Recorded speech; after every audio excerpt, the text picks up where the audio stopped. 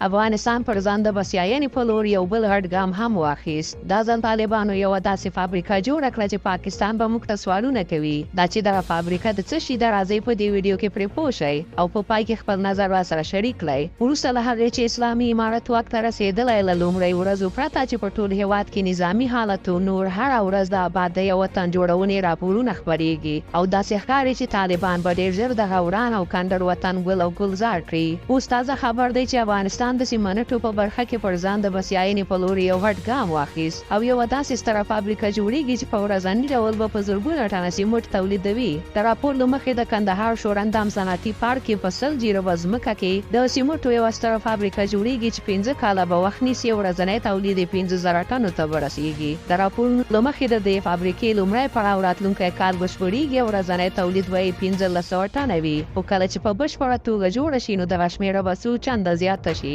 دا په داسې حال کې ده چې زموږ په هېواد کې تر ډېره په پاکستاني سیمنټو تکیه کېږي. که چېرته دغه فابریکه جوړه شي او په یاد اندازه سیمنټ تولید کړي نو پاکستان به په دې برخه کې په افغانانو ګټه ونه کړي او هغه ګټه چې پاکستان ته ځي د یو افغاني شرکت لاسونو ته به ولویږي.